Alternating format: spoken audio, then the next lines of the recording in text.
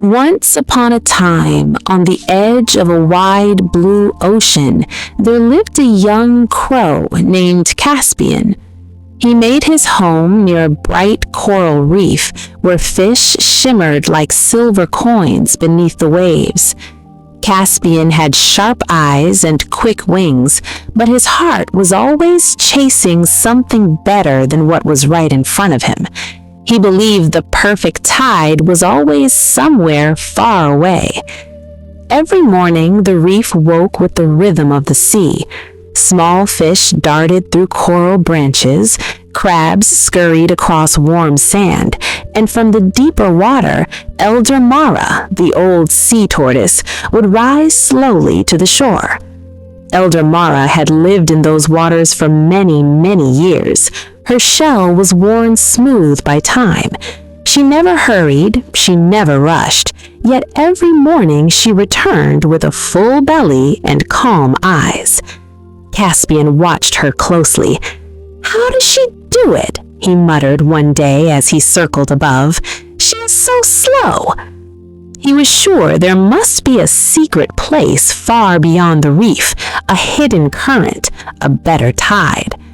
The next morning, while the sun was still low, Caspian flew far out over the open sea. He searched for hours. He scanned every ripple. He chased shadows that looked like fish. By the time he returned, the tide near the reef had already risen and fallen. He went to sleep hungry. The next day, he flew even farther. The wind pushed against him. The water below looked endless. He told himself the perfect tide must be just a little farther. Again, he came back tired. Again, he went to sleep hungry. Days turned into weeks. Each morning, Elder Mara entered the water at the same quiet hour.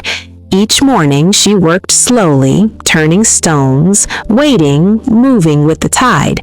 Each morning, she returned steady and satisfied. Caspian grew thin. One evening, he landed beside her as she rested.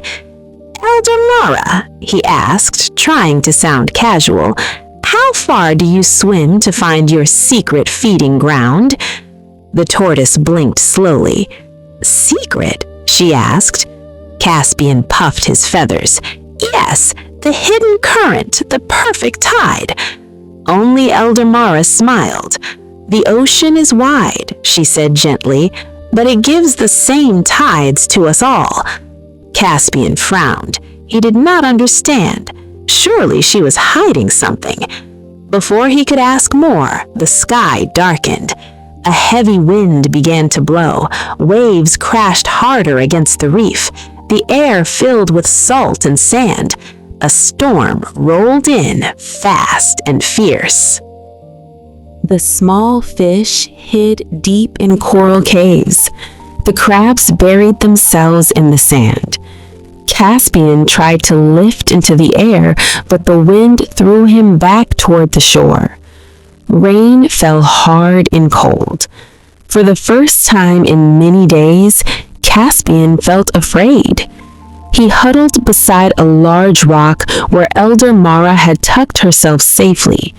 The storm roared through the night. Caspian's feathers were soaked. His stomach ached with hunger. In the dark, with the wind howling, he felt something else too. He felt foolish. All those long flights, all those missed mornings, all the tides he had ignored. When the storm softened, Caspian finally spoke. "Please," he said quietly, "tell me your secret. I am so tired of searching." Elder Mara turned her calm eyes toward him. "There is no secret place," she said softly. "I enter the water at the same time every morning. I work steadily until I am done. I do not chase the horizon. I use the tide that is already here." Caspian listened, but this time he truly heard her. The ocean gives to every creature, but it does not wait for those who are always looking somewhere else. The storm passed by morning. The sky cleared. The reef sparkled again. Caspian stood at the water's edge. His wings twitched. Part of him wanted to rise and search the distant waves once more, but he stayed. He watched the tide roll in. He saw small fish carried close to shore. He saw shells shift and tiny crabs scramble. He noticed things he had never taken time to see before. Elder Mara entered the water beside him, slow and sure. Caspian stepped forward. He did not fly. He waited. He watched. He moved when the moment was right. Before long, his beak caught a shining fish near the rocks, then another, and another. For the first time in many weeks, Caspian felt the warm comfort of a full belly. He looked out at the wide ocean, but he did not chase it. He looked down at the tide at his feet, and he smiled. Dear listener, how often do we search the far horizon while life is happening right where we stand? How many small tides pass us by while we wait for something bigger?